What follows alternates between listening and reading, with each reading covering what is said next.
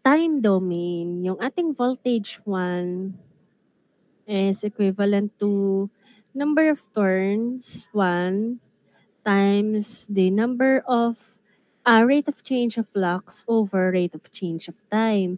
E di kapag V2 naman, ganun lang din. Number of turns time rate of change in flux over the dt. So yan po ay kapag time domain. Pero ang lagi naman po natin ginagamit for transformer formulas are the following. So punta po kayo sa inyong page 142.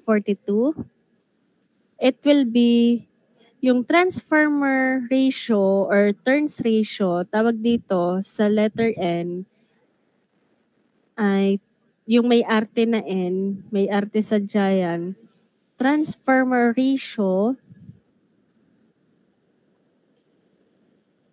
or pwede rin po siyang tawagin na turns ratio.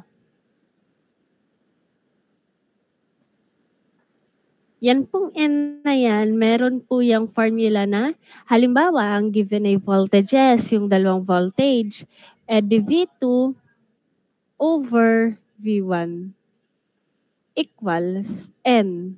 Yan ay kung ang given, ang pagdidividin mo ay voltage 2 at voltage 1. Ang sagot ay yung turns ratio.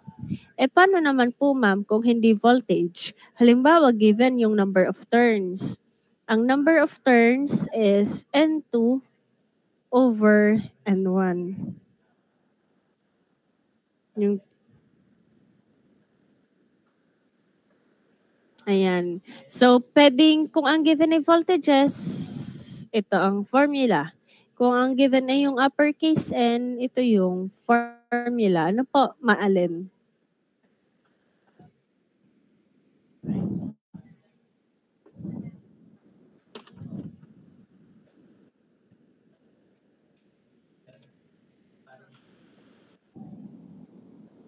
Next po tayo.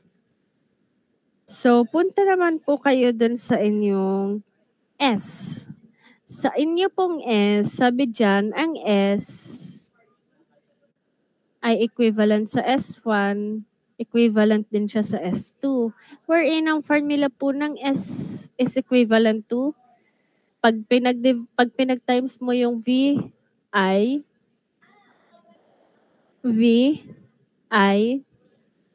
pagsamahin mo tong voltage at saka ampere, digay VA, no? So, S is equals to VA. Sunod naman. Ang sunod naman po, halimbawa, ma'am, paano kung ang pinag-uusapan natin ay current with regards po sa current?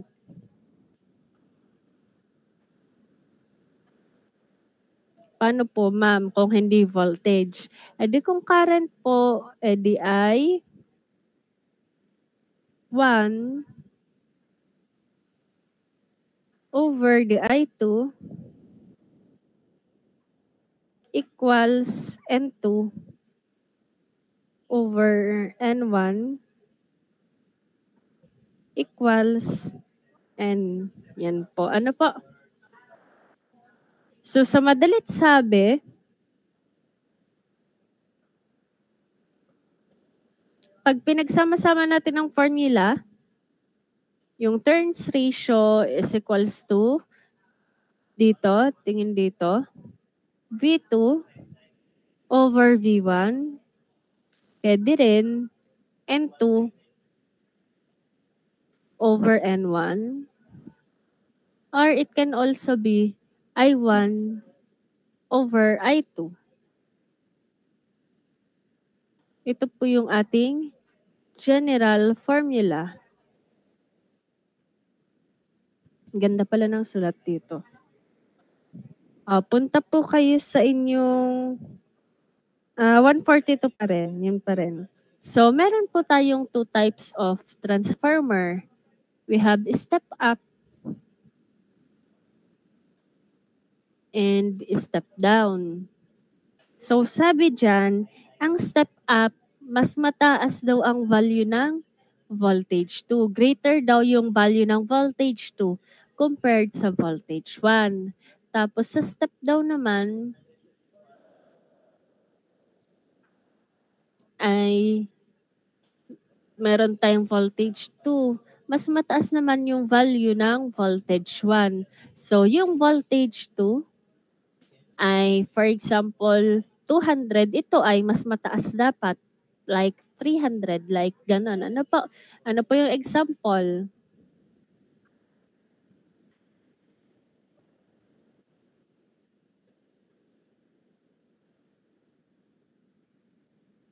Example po natin, halimbawa, first step up, for example, yung ating voltage 1 ay 120, to 400 na lang. 400 volts. Tapos, naging 1.2. So, 400, biglang naging 1.2. This is V1. This is V2. From V1 na 400, tumaas ng 1.2 na voltage 2. Ibig sabihin, step up po siya. Ano po? Tumataas yung value ng voltage. Then, kapag step down naman, it's, for example, yung voltage 1, voltage 2, ito naman for example yung 1.2, and then yung voltage 2 naman is 400. Ano po? Ayan po. Yan po yung example ng mga value. Ano?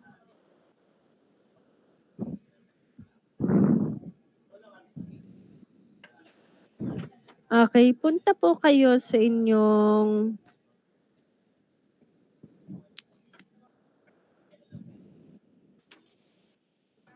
page 160.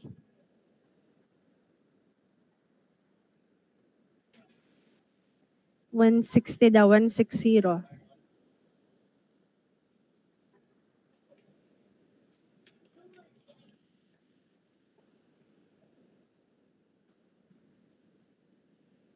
Okay, so ang ating given sa page 160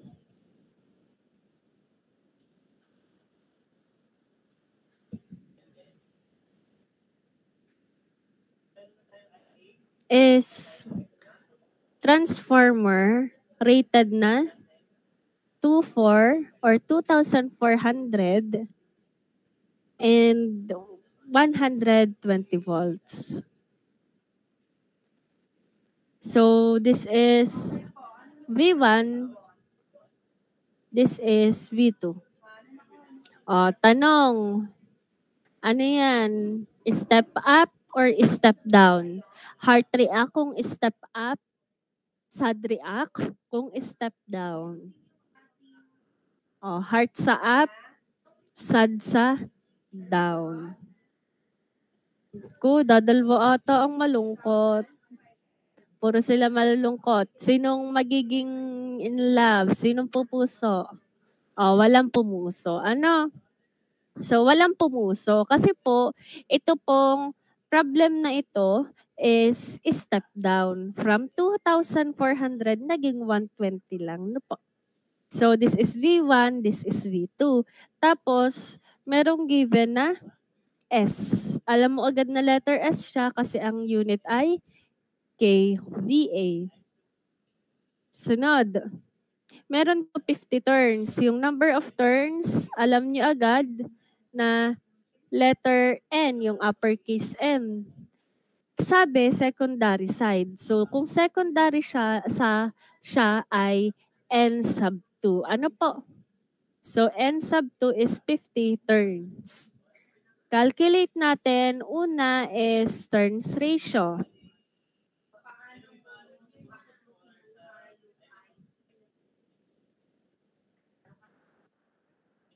Ang turns ratio po, baka limot na agad.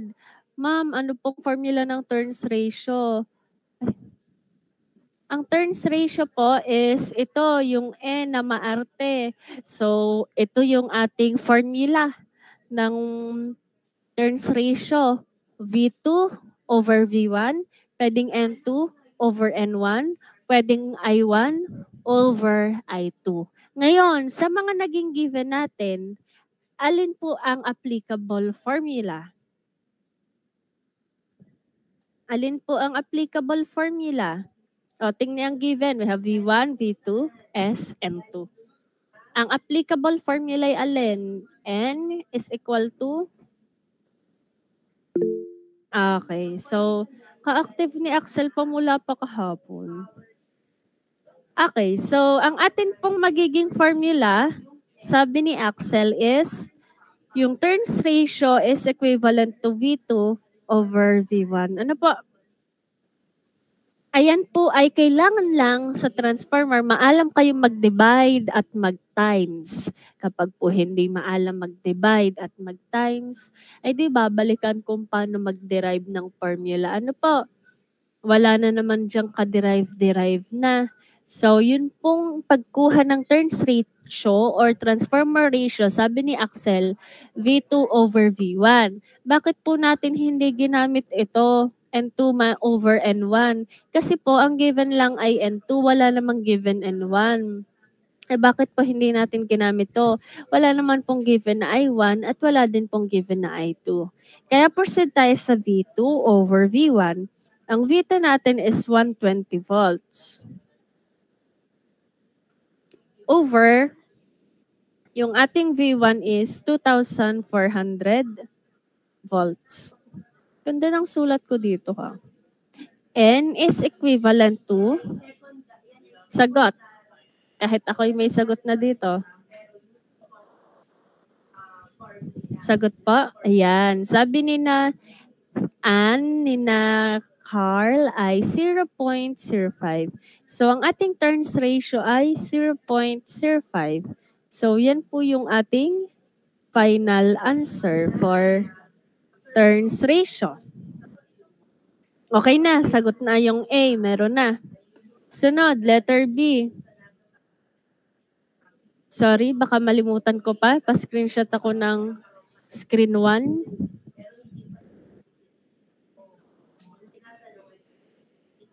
Again, sa mga napapaidlip, pa-screenshot po ng screen number 1. Next tayo, screen number 2. Sa screen number 2, sunod na hinahanap is number of turns in the primary side. Ma'am, ano po yung tinutukoy na number of turns? Di gayon yung capital N. Kapag primary, alin yon? N sub 1. Kasi ito, primary. Ito, secondary. No. So, meron tayong n sub 2, wala tayo'y n sub 1. So, paano natin gagawin ang formula? Kung ang hinahanap ay n sub 1, ay gagamitin po natin na formula dito, pwedeng mag-derive kayo. Since given ang ating n sub 2, given ang ating n, yung turns ratio, i-derive nyo lang yung formula ng n sub 1. Paano makukuha ang n sub 1? N sub 1 is equivalent to, yun pong, paano? N sub 1 is equals to, paano magde-derive?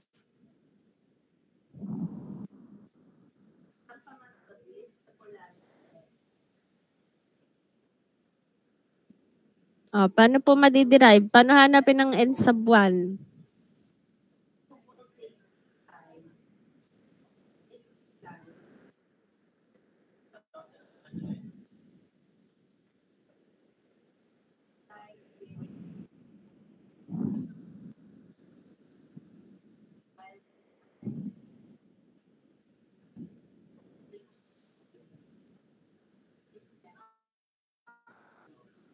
Ano pong formula para po makuha ang n sub 1?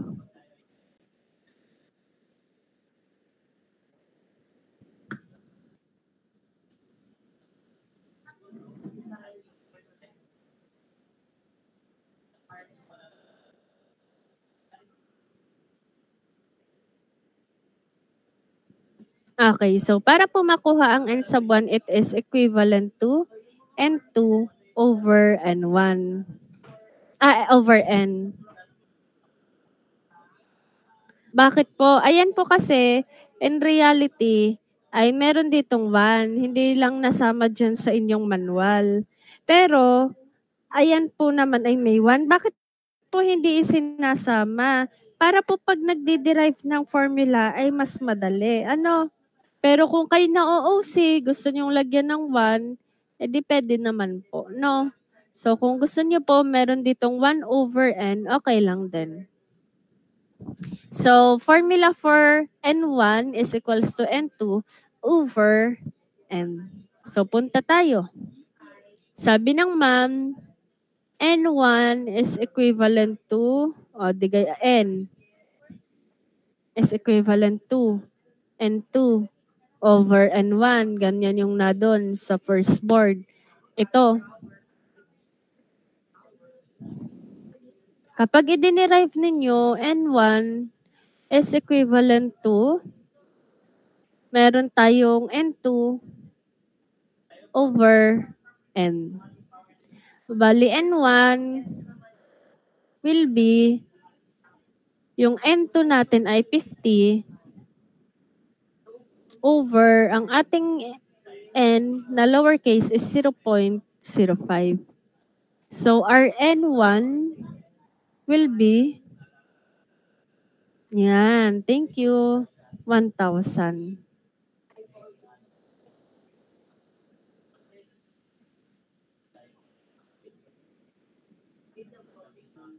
Okay, so nasagutan niyo ng letter B. Sunod tayo, letter C. Paano po sasagutan ng letter C? Sabi, current rating for the primary and secondary winding. So, yung primary daw na current at yung secondary na current. Pwede rin siya,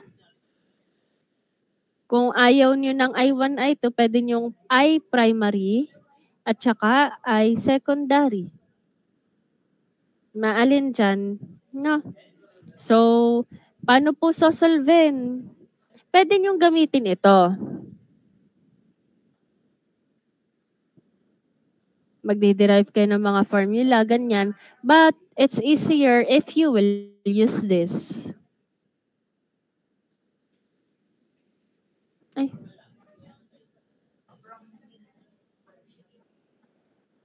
No. S is equals to V1, I1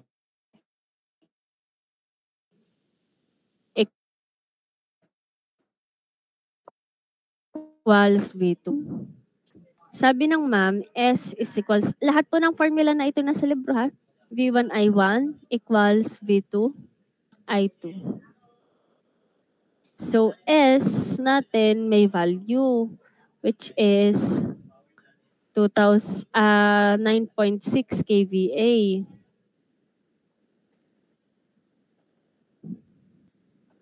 Equals V1, I1. Pero, wag na tayo mag-shift solve. Ano? Baka mag-shift solve pa. So, paano po? I1, tingin din eh. I1, ang hahanapin. Yung kasama ng I1 ay nasa baba. Yung hindi kasama ng I1 na S ang nasa taas. So, it will be 9,600 over yung atin pong voltage 1. Ano yung voltage 1? 2,400.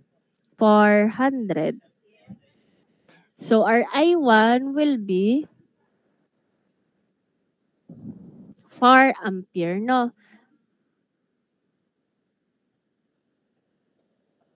4 ampere. Sunod. Solve natin ang I2. May dalawang solution. Pwedeng using itong S formula V2I2. Pwede naman yung mga turns ratio. Ito. Meron na kasing given na I1. Ano po? So, maalin po? Okay, punta tayo dito. Sige, ang gamitin muna natin ay itong with regards sa S. Para makuha po itong I2, Ang kasama ni Aito na Vito ay nasa baba. And then, yung hindi kasama ni Aito, nasa taas. So, it will be, ang S natin ay 9,600 over, ang ating voltage to naman po ay 120 volts. Bali, our I2 will be, nung I2, nasa na aking mga tagasagot? Ayan, 80 ampere.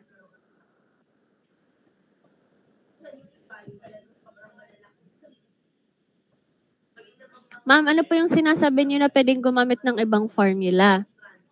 Pwede kayong gumamit ng ibang formula. Halimbawa po, I2 is equivalent to, di ba may given tayo na I1. Ito, I1. So, I1 over the N. I1 over N. Just to check if tamang sagot nyo, you have 4 ampere over yung N natin ay 0.05.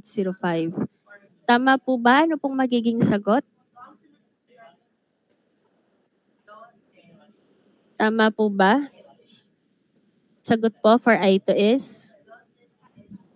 Tama daw. So, 80 ampere.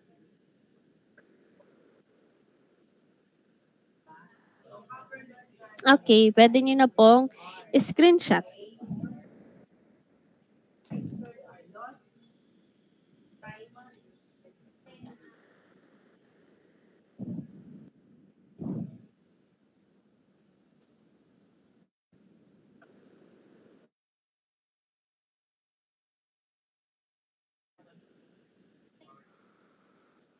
Class, yung page 160, yung number 2. Punta kayo sa page 160, yung number 2. Sa page 160, ari paunahan na lang din. Magsasagot po ng letter A, 3 tao, letter B, and letter C. No. So, madali lang, no, compared sa ating number 1. Okay, so sino po magsasagot ng ABC? Isusulat ko lang po dito ang pangalan. Tapos pa-present na lang. Sino po ang mag-volunteer as a tribute? Page 160, yung number 2.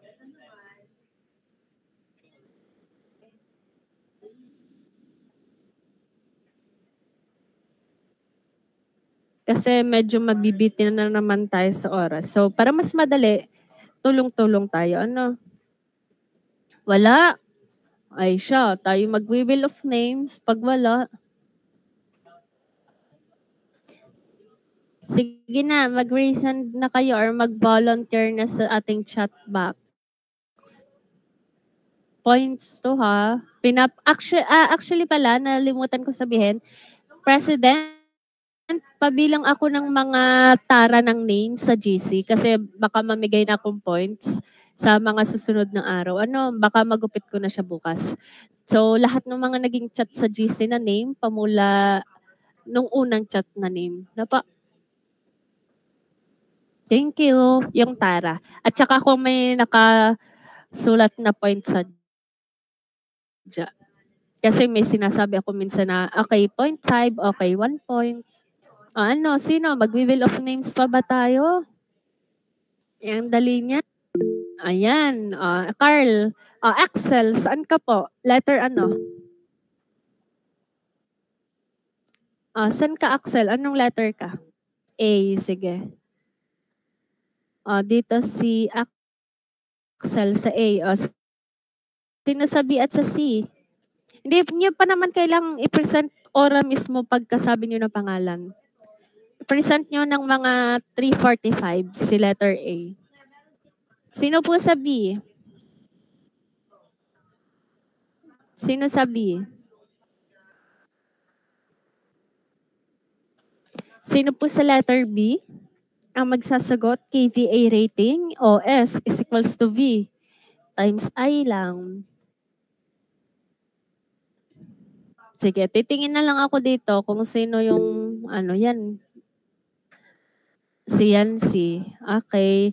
Sa letter C, sino magsasagot ng letter C?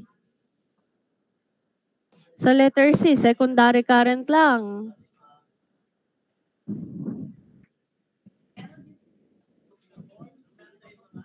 Sige, pag nahingi nyo kay Axel ang turns ratio, digay ka dali na.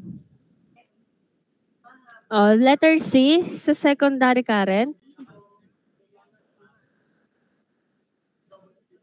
Sige na, walang nasagot. Sige, si Ernest na lang kasi siya ang sumasalba lagi sa inyo.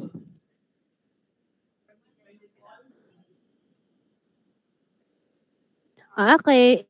Ipipresent po pamula kay Axel ng 3:45. Yung mga nanonood, pwede pong manood na lang muna. Ano po?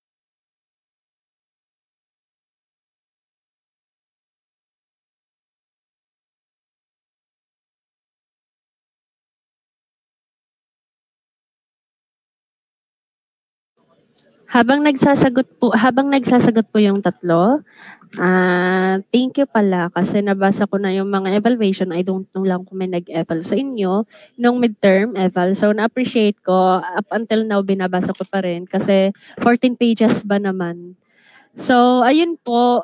Thank you. So, since natuwa ako, nililist ko na yung pagtanggal ng midterm remedial. However, yung finals removal, yun baka yun yung wala. Ano po? So, ayun po.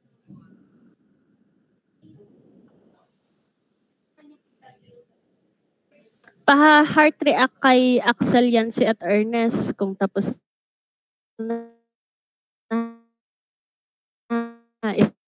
especially kay Axel.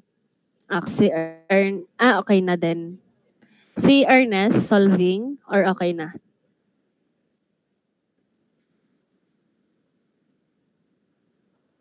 Okay, wait lang tayo. 3:45 sige, 3:45 tayo mag-start kay Axel.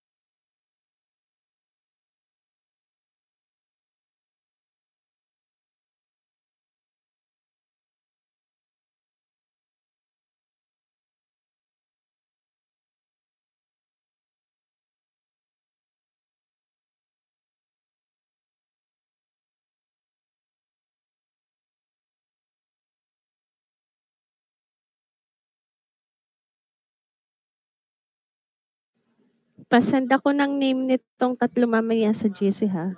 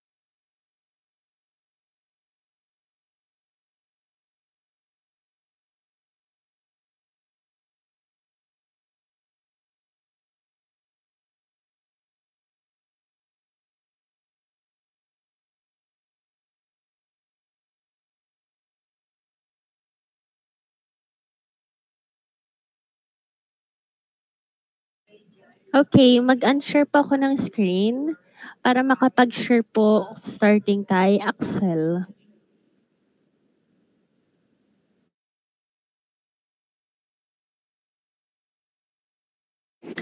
Audible po ba?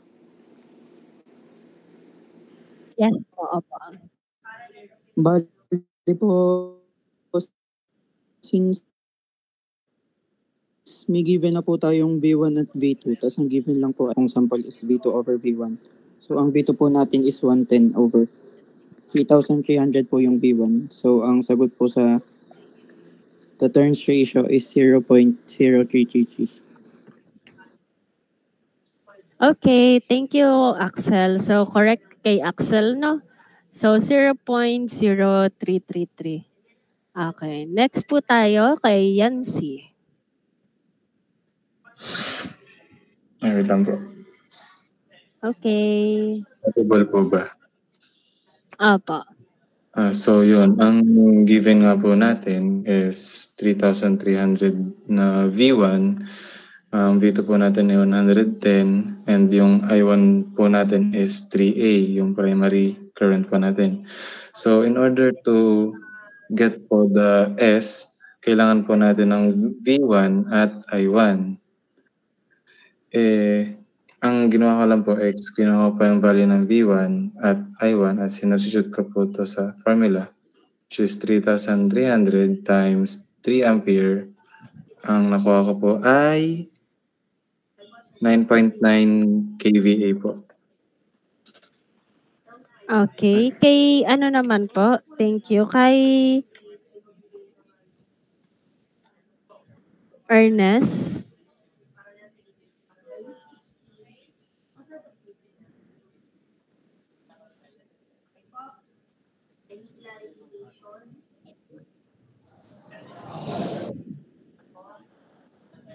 So yung akin naman po as yung the secondary current, which is yung I2.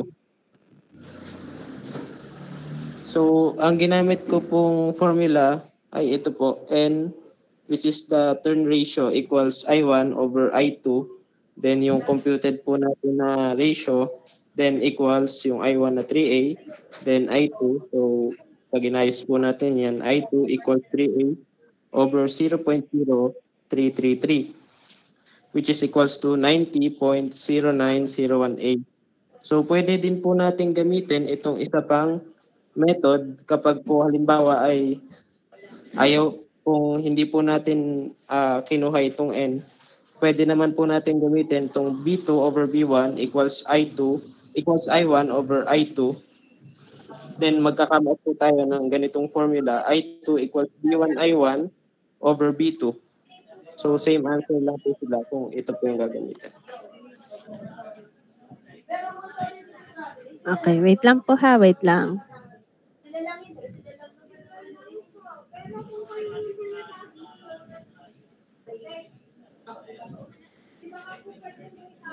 Okay, so thank you po sa tatlo. I think ang answer po niyan ay na dun sa libro na akin pong na-touch yung fundamentals of electrical circuits. I don't know lang if yung libro ang may discrepancy kasi 16.5 yung kVA and then yung ating current is 150. So i-check nyo na lang din po ha kasi baka mamaya mali doon. Kasi nagkaisang problem na may mali din kanina with 2204 na eyes. Na po. So ayun, since 10 minutes na lang naman ang remaining, yung 10 minutes, pagsagot ng PSET, tapos kung maglalab ay maglab. Ano po? Remind ko lang po, meron tayong announcement sa mga submission. So, imbes na magpa-chill-chill, ay magsasagot po ng mga PSET. Since mahaba naman po yung time na ibinigay ni ma'am. Ano po? Sige, if wala na pong tanong, next discussion natin. So far, you're one of the ahead kasama ang 2204 na eyes sa topic. So, if wala na pong tanong, pwede na po kayo magmerienda, magsagot ng mga PSET. Yes, Axel? Mamingi lang po sana kami ng update ni Ann about dun sa PSET po namin. Yung akin po kasi nag-corrupt, tas yung kay Okay na. Nakapag-reply ako doon. Nakapag-reply ako sa mga sinend nyo. Sige po. Thank you po. Kapag po halimbawa nagpapasa kayo ng PSET, so i-check nyo po kung na-open. Tapos ako naman po yung nag-comment if hindi na-open. Ngayon, halimbawa pong na-attach nyo na, magre-reply po ulit ako ng okay. Kapag nag-reply ako ng receive, ng okay, ibig sabihin okay na, nag-grade na po. Opo. Okay, so if wala na pong tanong, ay pwede na pong mag-live sa ating Gmeet. Kaunti ata ng tao ngayon. Okay, sige po. Thank you.